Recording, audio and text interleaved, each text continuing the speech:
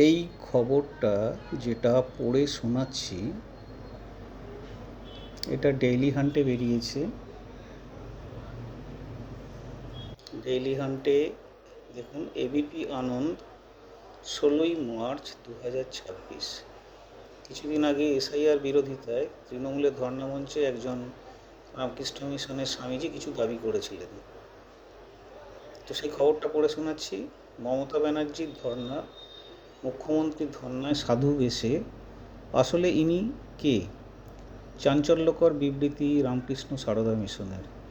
SIR বিরোধিতায় তৃণমূলের ধর্নামঞ্চে উপস্থিত গেরুয়া বসন পরিহিত সন্ন্যাসী দাবি করা ব্যক্তির পরিচয় ঘিরে তৈরি হলো বিতর্ক।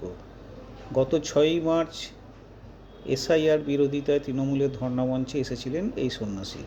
দাবি করেছিলেন তিনি 14 বছর ধরে মীনাক্ষা রামকৃষ্ণ সারদা মিশনের প্রেসিডেন্ট। তার এসআইআর বাতিল করা হয়েছে বলে দাবি করেন। এর পাশাপাশি তিনি দাবি করেছিলেন তিনি বেলুড় মঠের 10ম প্রেসিডেন্ট স্বামী বীরেশ্বরানন্দের মন্ত্রশিষ্য। শুধু তাই নয়, তিনি কার্যত মমতা বন্দ্যোপাধ্যায়ের ভূয়সী প্রশংসা করেন ও এসআইআর প্রক্রিয়ার তীব্র নিন্দা করেন। কিন্তু আশ্চর্যের বিষয়, ওই ব্যক্তি নিজেকে মীনাক্ষা রামকৃষ্ণ সারদা মিশনের প্রেসিডেন্ট বলে দাবি করলেও রামকৃষ্ণ সারদা মিশন বিবৃতি দিয়ে জানিয়ে দিল রামকৃষ্ণ সারদা মিশনের মীনাক্ষায় কোনো শাখা নেই। সেদিন কি বলেছিলেন ওই ব্যক্তি? নিজেকে মীনাক্ষায় রামকৃষ্ণ সারদা মিশনের প্রেসিডেন্ট বলে দাবি করা ব্যক্তি বলেন, আমি বেলুড় মঠের 10ম প্রেসিডেন্ট স্বামী বীরেশ্বরানন্দের মন্ত্রশিষ্য।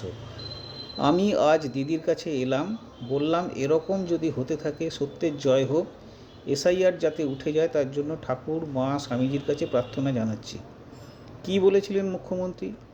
এই ব্যক্তির দাবি শুনে মুখ্যমন্ত্রী বলেন, মীনাক্ষা রামকৃষ্ণ সারদা মিশন প্রেসিডেন্টের ক্ষোভের কথা শুনে পাশ থেকে মুখ্যমন্ত্রী বলে, কাগজগুলো দেখিয়ে দিন। 2002 সালেও ভোটার তালিকায় নাম ছিল বলছেন। সেদিন মঞ্চ থেকে কমিশনকে নিশানা করে সন্ন্যাসী বলেন, আমি ইঞ্চিতে ইঞ্চিতে খোঁজ রাখি, এখানে এমন 7 জনকে হাজির করব যাদের ফাইনাল ভোটার লিস্ট মৃত বলা হয়েছে। কি জানালো মিশন? ধর্নামঞ্চে হাজির ওই সন্ন্যাসীর ভিডিও বক্তব্য দ্রুত ছড়িয়ে পড়ে সোশ্যাল মিডিয়ায়, আলোচনাও হয় বিস্তর। সেই ভিডিও সোশ্যাল মিডিয়ায় পোস্ট করে তৃণমূল।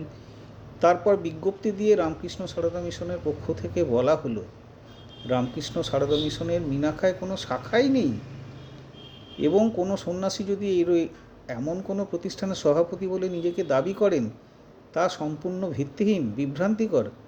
যথাযথ অনুমতি ছাড়া কোনো ব্যক্তি বা প্রতিষ্ঠান যদি রামকৃষ্ণ সারদা মিশনের নাম ও প্রতীক বা চিহ্ন ব্যবহার করে তবে তার বিরুদ্ধে আইনানুগ ব্যবস্থা নেওয়া হবে। এটা আমার বক্তব্য নয়, ডেইলি হান্টে প্রকাশিত।